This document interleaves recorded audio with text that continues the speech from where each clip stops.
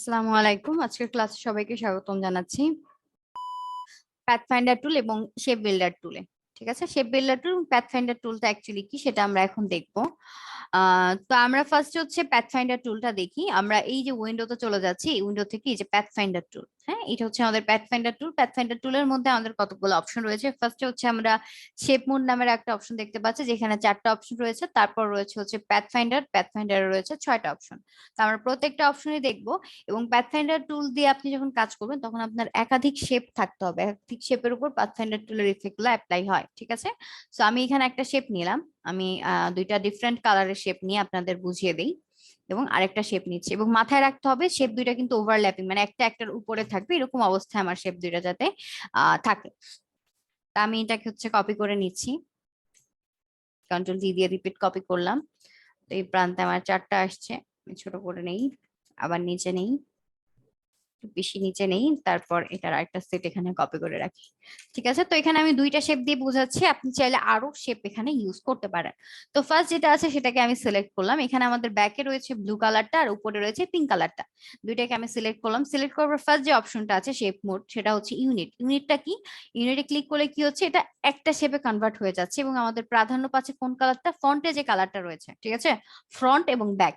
তো ফ্রন্টে যে কালারটা রয়েছে সেই কালারটা প্রাধান্য পাচ্ছে। আমি যখন ইউনিট করছি তো ফ্রন্টের পিঙ্ক কালার দিয়ে কিন্তু পুরো শেপটা একটা শেপে কনভার্ট হয়ে গেল গেল ইউনিটটা। নেক্সট হচ্ছে আমি আবার দুইটা শেপকে, এখানে কিন্তু শেপ যে কটাই আপনি নিচ্ছেন সেগুলো কিন্তু সিলেক্ট করতে হবে। ঠিক আছে, দুইটা শেপকে সিলেক্ট করছি। তারপরে টার্মটা হচ্ছে মাইনাস ফন্ট। ঠিক আছে, মাইনাস ফন্টটা কি? আমি এখানে দুইটা শেপ, ব্যাকে এবং ফ্রন্টে যে শেপটা আছে, এই ব্যাক শেপের উপর ফ্রন্ট শেপটা যতটুকু পড়েছে ততটুকু সহ, মানে ফ্রন্ট শেপটা ভ্যানিশ হয়ে যাবে। তাহলে কি ব্যাক শেপের একটা স্টাইল আমাদের চলে আসবে। তো এই যে একটা স্টাইল আমরা দেখতে পাচ্ছি। তারপর এটা চলে যাচ্ছি, থার্ড যেটা রয়েছে, থার্ড অন হচ্ছে ইন্টারসেট। ইন্টারসেটটা কি অনেকটা ম্যাথমেটিকের মতন, মানে কমন পার্টটুকু থাকবে। ঠিক আছে, আমরা ম্যাথের অঙ্ক করেছি, সেটের অঙ্ক, সেটে যেরকম ছিল ইন্টারসেটে কমন থাকে, তো এখানে আমরা কমন পার্টটুকু দেখতে পাচ্ছি। তারপরের অপশন যেটা রয়েছে সেটা হচ্ছে আমাদের এক্সক্লুড। এক্সক্লুডটা কি? ইন্টারসেটের অপোজিটটা, মানে আনকমন পার্টটুকু থাকবে, কমন পার্টটুকু ভ্যানিশ হয়ে যাবে এবং কালার কোনটা প্রাধান্য পাবে? আমাদের ফন্টে যে কালারটা থাকবে সেইটা। ঠিক আছে, তো এখানে এই দুইটা শেপ কিন্তু আলাদা আলাদা। আমরা যদি হচ্ছে এটাকে সিলেক্ট করে লেফট ক্লিক করি তাহলে এই অপশনগুলো আসবে। এখান থেকে আমরা আনগ্রুপ করে দিলাম, দুইটা আলাদা শেপ আমি এখানে দেখতে পাচ্ছি। ওকে, গেল। তারপরে আমরা এটা সিলেক্ট করলাম। আমরা প্যাথ ফাইন্ডারের ফার্স্ট যে অপশনটা রয়েছে সেটা হচ্ছে ডিভাইড। ডিভাইডে ক্লিক করলাম। এখন এই শেপ দুইটা কি হলো, একটার ভিত্তিতে আরেকটা শেপ কেটে গেছে, কিন্তু এখানে কিন্তু এটা বোঝা যাচ্ছে না কারণ এটা গ্রুপ হয়ে আছে। সিলেক্ট করব, সিলেক্ট করে আনগ্রুপ করব। আনগ্রুপ করার পর আমরা দেখতে পাবো এই যে দেখেন একটা একটার ভিত্তিতে কেটে গেছে। ওকে, নেক্সট চলে যাচ্ছি। নেক্সট অন হচ্ছে ট্রিম। ট্রিমটা কি? ট্রিমটাও হচ্ছে এরকম কেটেই যাবে, বাট আমার ফন্টের শেপটা আস্ত থাকবে, জাস্ট ব্যাকের শেপটা ফন্টের শেপটার ভিত্তিতে কেটে যাবে। আমি যদি এটাকে আনগ্রুপ করি তাহলে আমি দেখতে পারবো। এগুলো যখন আপনি প্যাথফাইন্ডার টুলের যে কোনো একটা ইফেক্ট দিবেন তখন কিন্তু সেটাকে আনগ্রুপ করতে হবে। আনগ্রুপ না করলে এটা কিন্তু গ্রুপ হয়ে অ্যাটাচ হয়ে থাকবে। ঠিক আছে, গেল। তারপরের ইফেক্ট, তারপরের ইফেক্টটা কি? তারপরটা হচ্ছে মার্জ। মার্জটা কি করবে? মার্জটাও কাটবে, বাট এটা গ্রুপ হয়ে থাকবে। এটা হচ্ছে এই যে ট্রিম এবং মার্চের সেমই। ঠিক আছে, দুইটা আপনি যদি আনগ্রুপ করেন তাহলে দেখবেন দুইটা রেজাল্ট কিন্তু সেমই আসছে। ঠিক আছে, তো আমি আবার সিলেক্ট করলাম। সিলেক্ট করার পর আমাদের হচ্ছে যে লাস্ট আমরা হচ্ছে 4 নম্বর অপশন, সেটা হচ্ছে ক্রপ। ক্রপটা কি? যে আমরা একটু আগে ইন্টারসেক্টটা করলাম সেরকমই, জাস্ট হচ্ছে এখানে ডিফারেন্স আমার ব্যাকে যে কালারটা আছে সেই ব্যাকের কালারটাই কমন পার্টটুকু থাকবে। ওকে, এই দুটো সিলেক্ট করলাম। তারপর 5 নাম্বার যেটা রয়েছে আউটলাইন। আউটলাইনটা কি হবে? আমার শেপটা টোটালটা আউটলাইনে চলে গেছে, আমি এখানে দেখা যাচ্ছে না। আমি যদি আউটলাইন স্ট্রোক কালারটা অ্যাপ্লাই করি তাহলে দেখা যাবে এটা কেটে গেছে, বাট এটা কি হয়ে গেছে, ফিল কালার থেকে আউটলাইনে, অটো আউটলাইনে চলে গেছে। ঠিক আছে, নেক্সট চলে যাচ্ছি আমরা।